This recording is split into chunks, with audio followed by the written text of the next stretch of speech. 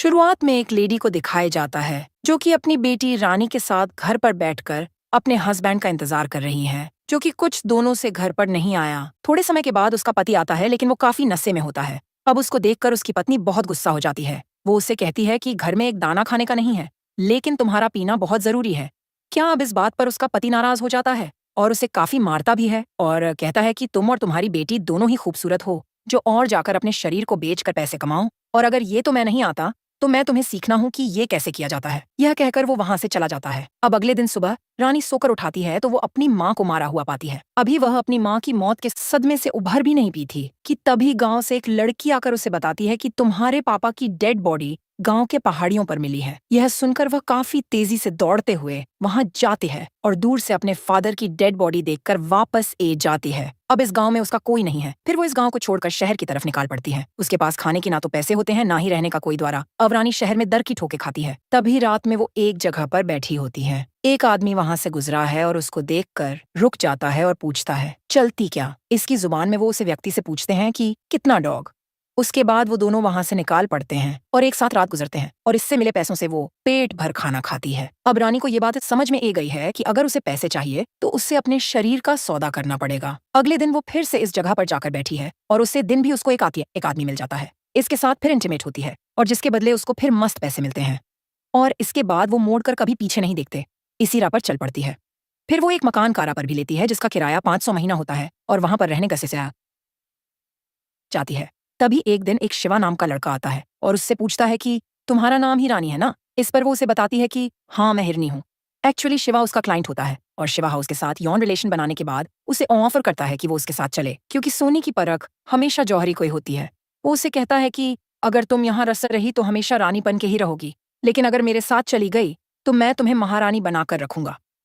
मेरे पास बहुत अच्छे और पैसे वाले क्लाइंट है जो तुम्हें तुम्हारे कम के बदले अच्छी कीमत दे सकते हैं। अगर तुम्हें मेरा ये ऑफर अच्छा लगा तो मेरे साथ चल सकती हो। फिर रानी शिवा के साथ जान को राजी हो जाती है। उसके बाद दोनों साथ में रहने को कहता है। शिवरानी को अच्छे अच्छे क्लाइंट्स लाकर देता है। दोनों अपनी लाइफ में खुश थे। रानी धीरे धीरे शिवा को पसंद भी करने जाती है और शिवा भी रानी को पसंद करता है और साथ साथ वो दोनों अपना धंधा भी चलते हैं। अब एक रात रानी शिवा से कहती है, मेरी माँ के करने के बाद तुम ही दूसरे ऐसे शख्स हो जो मेरे दिल के इतने करीब हो। उसे शिवा से कहती है कि यह कम मैंने अपने पेट की भूख को शांत करने के लिए किया था, लेकिन अब मैं ये कम सिर्फ शिवा तुम्हारी खुशी के लिए करती हूँ।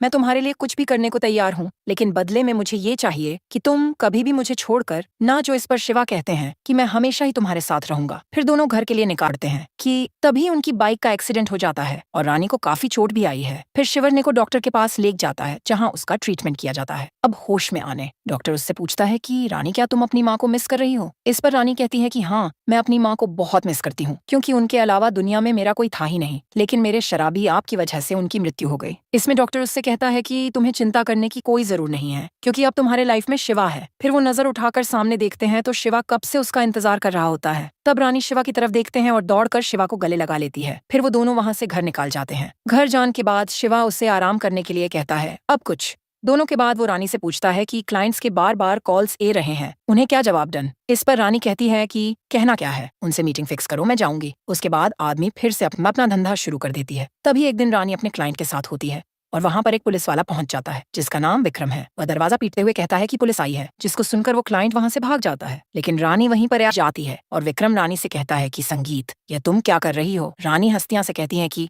मेरा नाम संगीत नहीं, मेरा नाम बल्कि रानी है। विक्रम कहता है कि तुम अपने होश में नहीं हो क्या? तुम अपने पापा के संस्कारों को भूल गई? याद करो, तुम संगीत हो। इस पर रहने कहती है कि कौन संगीत और कौन आप? मेरा आप तो एक शराबी था जो मेरी माँ को मारा करता था। विक्रम उससे याद दिलाने की काफी कोशिश करता है, लेकिन वो समझ नहीं पाता कि आखिर संगीत को हुआ क्या है। इसके बाद जो उसे वहां से पकड़ कर ले जाता है और दूर एक घर में बैंड कर देता है। यहाँ शिवा और रानी को ढूंढते ही बात है, लेकिन उसको कहानी मिलती नहीं, तो वो बहुत परेशान भी होता है कि ये बिन बताए कहाँ चली गई। वो उसको ढूंढने की हर जगह कोशिश करता है। अब यहाँ से कहानी जाती है जहाँ पर दिखाया जाता है एक स्टूडेंट को जो देखने में हूबहू रानी जैसी होती है, जिसका नाम संगीत है। तो ये हम लोगों के लिए एक और कंफ्यूजन क्रिएट होता है कि सच में रानी ही संगीत है या नहीं। देखते हैं क्या होता है। अपार्थनी से आगे दिखाया जाता है। शिवा एक जिसमें फरोशी का धंधा चुराने वाला गुंडा है, जो कि अपने बटन की दाल में मासूम लड़कियों को फंसता है और उनसे धंधा करवाता है। और उसका अगला टारगेट संगीत ही होती है। वो संगीत कोई कैफे में बुलेट है और उसे उसके साथ कम करने का ऑफर भी देता है। इसके बदले में उससे वो काफी अच्छी रकम देने को भी तैयार है। संगीत कोई बात बिल्कुल अच्छी नहीं लगती और वो कैफे में सारे लोगों के सामने उसे थप्पड़ मार देती है और ये शिवा बर्दाश्त नहीं होता और वो उससे बदला लेने के लिए छटपटाना लगता है और उसको धमकी भी देता है कि अगर 1 हफ्ते के अंदर तुमने कल नहीं किया तो मैं तुम्हारे पापा को मार दूंगा। बट ये सुनकर संगीत डरती नहीं बल्कि पुलिस स्टेशन जाती है और वहां जाकर शिवा के खिलाफ कंप्लेंट दर्ज करवाती है। पुलिस स्टेशन से बाहर निकालने पर पुलिस का ही एक कर्मचारी विक्रम बाहर आता है और उससे कहता है कि वो इस शहर को छोड़कर यहाँ से चली जाए और वहाँ पर उसे वक्त दिव्या नाम की एक लड़की भी होती है, जो कि संगीत को यही सलाह देती है कि तुम यहाँ से चले जाओ, क्योंकि अगर शिवा की नजर किसी पर पड़ जाती है तो वो उसकी जिंदगी बर्बाद कर देता है। दोनों की बात ही सुनकर संगीत फिर से सोच में पड़ जाती है और उसके बाद वो एक मस्त प्रांत तैयार करती है। अगली बार जब शिवा दिव्या को प्लांट के साथ मीटिंग के लिए बुलेट है उसकी जगह पर संगीत जाती है और अपने साथ मीडिया रिपोर्टर को भी लेकर जाती है। संगीत को वहां देकर शिवा हक्का वाका जाता है और उसका रेप करने की कोशिश करता है। अब संगीत उसको करने लगती है कि तभी मीडिया कर्मचारी के साथ साथ पुलिस भी वहां पर जाती है। अचानक से पुलिस और मीडिया कर्मी को देखकर शिवा तो घबरा ही जाता है और संगीत सभी को बता देती है कि इसने मेरा रेप करना चाहा। ये देखकर पुलिस शिवा को पकड़कर लेकर जाती है और उसे 5 साल की सजा दी जाती है। जय में कोई डॉक्टर मिलता है, जोर से पूछता है कि आखिर तुम इतना परेशान क्यों हो? तो शिवा उसे कहते हैं कि मैं संगीत राम की लड़की की वजह से परेशान हूँ और मैं उसे ऐसी मौत देना चाहता हूँ कि उसकी रूह कैंप उठे। इस पर डॉक्टर उसे कहता है कि मैं तुम्हें एक ऐसी चीज बताता हूँ जिसमें तुम्हें मजा आ जाएगा। तुम्हें एक ऐसी ढाबा दूंगा जिससे संगीत अपनी सारी यादें भूल जाएगी और उसके बाद तुम मुझे आसानी से बदला ले पाओगे, लेकिन उसके लिए तुम्हें मुझे यहाँ से निकालना पड़ेगा। ये सुनकर शिवा भी राजी हो जाता है। अब जैसे बाहर निकालने पर शिवा संगीत पर हमला करता है और उसे बेहोश कर देता है। इसके बाद में डॉक्टर इंजेक्शन के जारी संगीत की बॉडी में वो ड्रग्स इंजेक्टर कर देता है, जिसकी वजह से संगीत अपनी सारी यादें भूल जाती है। इसके बाद शिवा उसको देता है नाम रानी का और उससे जिस्म फरोशी का धंधा शुरू करवाता है। अब हम प्रेजेंट में आते हैं, जहाँ ऑफिसर विक्रम को यह सारी बातें पता चलती हैं और वो उसे डॉक्टर के पास जाता है और उससे पूछता है कि तुमने ऐसा कौन सा ड्रग संगीत कर लिया था जिससे वह अपनी याददाश्त को बैठी, और डर के मारे डॉक्टर सारी बातें सच बता देता है कि कैसे उसने और शिवा दोनों ने मिलकर संगीत को ड्रग्स दिया और कैसे उन्होंने संगीत की लाइफ को बादल कर रख दिया। और विक्रम डॉक्टर से पूछते हैं कि क्या सारी जिंदगी था रानी बनकर ही रहेगी, उससे कभी कुछ याद आएगा भी कि नहीं। इस पर डॉक्टर उससे बताता है कि ऐसा नहीं है। अगले कर महीने बाद संगीत को सारी बातें याद आ जाएगी और साथ ही साथ उससे अपनी आज की भी जिंदगी याद रहेगी। इसके बाद विक्रम वहां से चला जाता है और ऑफिस से 4 महीने की छुट्टी लेट है ताकि वो संगीत के साथ रहे। अब वो कर महीने का इंतजार करते हैं ताकि रानी फिर से संगीत बन जाए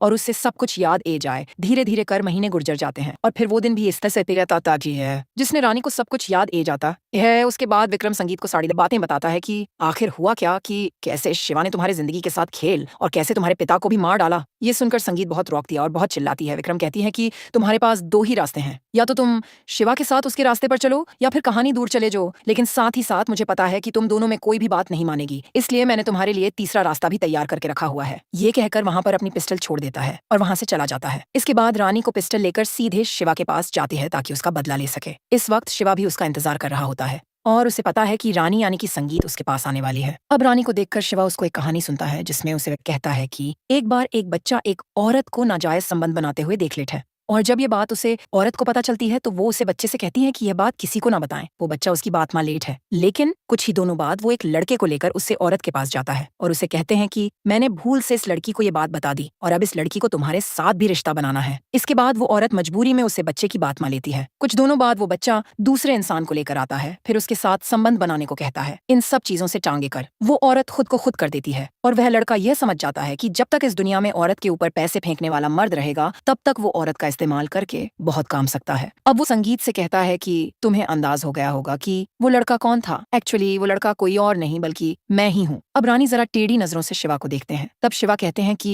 ऐसा क्यों देख रही हो, क्या तुम्हें नहीं पता कि कितनी रेत तुमने मेरे साथ गुजर रही है। उसके इन सब बटन को सुनकर राम को गुस्सा ही आ जाता है और वो उसको करने को सकती है। बदले में शिवा भी उसे पिता है। दोनों के हाथ में रानी उसे पर गली चला देती है। यहाँ से कहानी कुछ साल बाद आगे की दिखाई जाती है, जहाँ दिखाया जाता है कि संगीत कलेक्टर बन चुकी है और उसने शिवा के घर में ही बचिया के लिए एक अनाथ आश्रम खोल दिया है और आज उसे आश्रम का 3रा साल है जिसे वो और विक्रम मिलकर सेलिब्रेट कर रहे होते हैं। और विक्रम डेन से पूछता है कि शिवा का क्या हुआ। इस पर रानी उसे बताती है कि मैंने उसे भी वही इंजेक्शन दे दिया जिसका इस्तेमाल उसने मुझ में पर किया था। उसके बाद अपनी सारी पुरानी बातें भूल गया है और यहीं पर गार्डन की नौकरी कर रहा है और इससे अच्छा बदला कोई दूसरा नहीं हो सकता। और इसी बदले के साथ इस मूवी का दी एंड हो जाता है। बाकी दोस्तों, आपको स्टोरी कैसी लगी, वीडियो अच्छी लगी हो, मूवी अच्छी लगी हो, एक्सप्लेन अच्छा लगा हो, वीडियो को लाइक कीजिए और चैनल को सब्सक्राइब कर दे। बाकी मिलता है। अगली वीडियो में तब तक के